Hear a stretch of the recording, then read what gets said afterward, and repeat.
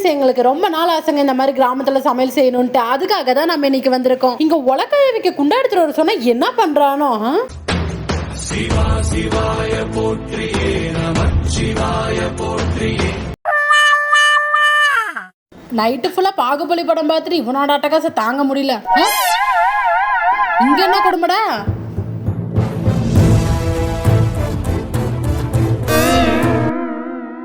என்னதான் ஒரு சைடு எங்க அண்ணா விளாண்டுட்டு இருந்தாலும் எனக்கு ரொம்பவே ஹெல்ப் பண்ணாங்கங்க. என் பாப்பா என் பின்னாடியே சுத்திட்டு இருக்கா. அடுப்பு பத்த வச்சுட்டு உலக்காஞ்சிட்டு இருக்கிறதுக்குள்ளாட்டி நம்ம இந்த சைடு அரிசி ஊற வச்சு அரிசியை கழுவி ரெடி பண்ணி எடுத்துக்கலாம்னு நாங்க வந்துட்டோங்க. இந்த காட்சியை பார்த்துட்டு குழந்தைய வேலை வாங்குறியாமான்னு என்கிட்ட கேட்டுறாதீங்க. என்னோட தங்கக்குட்டியை தாங்க அம்மா நானும் உனக்கு ஹெல்ப் பண்றேன்னு அழகா வந்து அரிசி கழுவிட்டு இருக்காங்க. அரிசியை நல்லா கழுவி ஒரு ஓரமாக எடுத்து வச்சுட்டேங்க. அடுத்த வேலை காய்கறிலாம் நல்லா நறுக்கி எடுத்துக்கிட்டேங்க.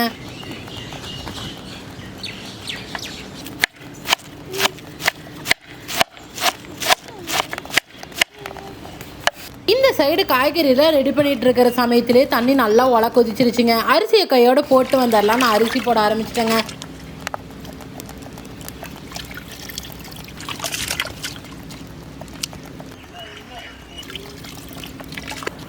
கேரட்டு நிறைய பீன்ஸு எல்லாத்தையுமே குண்டா நிறையா தண்ணி எடுத்துகிட்டு வந்து நல்லா கழுவ ஆரம்பிச்சிட்டாங்க.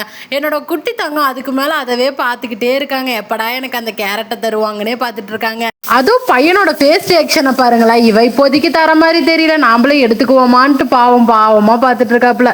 இந்த அழகான இடத்துல உங்ககிட்ட நான் ஒரு சின்னதா ஒரு கேள்வி கேட்கணும்னு எனக்கு ரொம்ப ஆசையா இருக்குதுங்க. நான் கேட்கட்டுமா? உங்களுக்கும் இந்த மாதிரி ஒரு சின்னதா ஒரு ட்ரீம்னு இருக்கும். அது எங்கெல்லாம் போகணும், எந்த மாதிரிலாம் போகணும், அது யார் கூட போகணும்ட்டு உங்களுக்குன்னு ஒரு ஆசை மனசுல கண்டிப்பா இருக்கும். அந்த மாதிரி ஏதாவது இருந்துச்சுன்னா எனக்கு கமெண்ட்ல கண்டிப்பா சொல்லுங்க. எனக்கும் என்னோட ஹஸ்பண்டுக்கும் ரொம்ப நாள் ஆசை என்னதுன்னா, இந்த மாதிரி நாங்க ஒரு அழகான கிராமத்துல போய் சமையல் செஞ்சு பசியோட இருக்கவங்க எல்லாருக்குமே சாப்பாடு கொடுக்கணும் தாங்க ரொம்ப நாள் ஆசை. இவ்வளவு நாளா நம்ம நிலைமை மாறும், நம்ம கண்டிப்பா இந்த மாதிரி நம்ம செஞ்சு நம்ம எல்லாருக்குமே கொடுக்கலாம்னு நினைச்சிட்டே தாங்க இருந்தோம். ஆனா ஒரு விஷயம் நாங்க நல்லாவே புரிஞ்சுக்கிட்டோம். நிலைமை எப்பயுமே மாறுற மாதிரி தெரியல. நம்ம மனசுல இருக்க இந்த மாதிரி ஒரு சின்ன சின்ன ஆசைகளையாவது நம்ம நிறைவேற்றிக்கலான்ட்டு நாங்க இன்னைக்கே ஒரு முடிவு எடுத்துட்டு நாங்க இப்பவே நாங்க கிளம்பி வந்துட்டோங்க. நீங்களும் இந்த மாதிரி ஒரு சின்ன சின்ன ஆசையெல்லாம் கண்டிப்பா உங்க மனசுக்குள்ள வச்சிருப்பீங்க. கூடிய சீக்கிரத்துல நிறைவேற்றிருங்க. உங்ககிட்ட நான் பேசிக்கிட்டு நான் எல்லா காய்கறியுமே நறுக்கிட்டேங்க. சாப்பாடுமே நல்லா வெந்து வந்துருந்துச்சுங்க. அதை தாம்பாளத்தில் போட்டு கொஞ்சமாக நாங்கள் ஆற விட்டுட்டோங்க. நாம இன்னைக்கு என்ன செய்ய போகிறோன்னு நான் ஆரம்பத்துலேயும் சொல்லலை, நான் இப்போ சொல்லிடுறேங்க. நான் சூப்பரான வெஜிடபிள் எக் ஃப்ரைட் ரைஸ் தாங்க நாங்கள் ரெடி பண்ணுறோம்.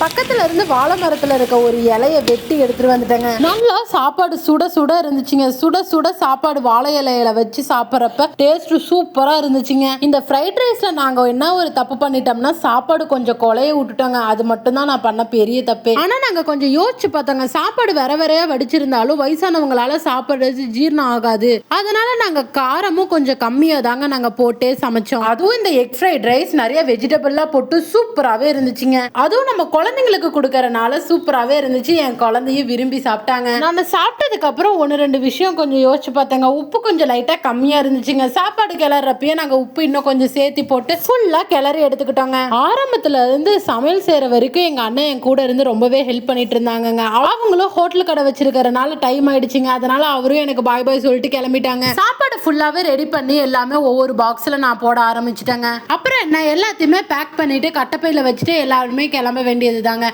நம்ம குட்டி தங்கத்தை பக்கத்துல தூங்க வச்சிருந்தாங்க. அவங்களும் அழகா எந்திரிச்சிட்டாங்க. கிளம்புற நேரத்திலே கரெக்டா எந்திரிச்சிட்டாங்க. எனக்கு தெரிஞ்ச வரைக்கும் பக்கத்துல எந்த ஒரு ஆசிரமமும் பார்த்தது கிடையாதுங்க. நாங்க டெய்லிக்கும் பார்த்துட்டு இருக்கிறது ஒரே விஷயம் தாங்க. இந்த பஸ் ஸ்டாண்டு கிட்ட எல்லாம் நிறைய பேர் பசியோட உட்காந்துட்டு இருப்பாங்க. அவங்களுக்கு நம்ம சாப்பாடு வாங்கி தரணும்னு நான் நிறைய நாள் யோசிச்சிருக்கேங்க. ஆனா இப்ப நானே என் கையால செஞ்ச நிறைய வெஜிடபிள்லாம் போட்ட ஹெல்த்தியான சாப்பாடு தாங்க நான் கொடுக்க போறேன்.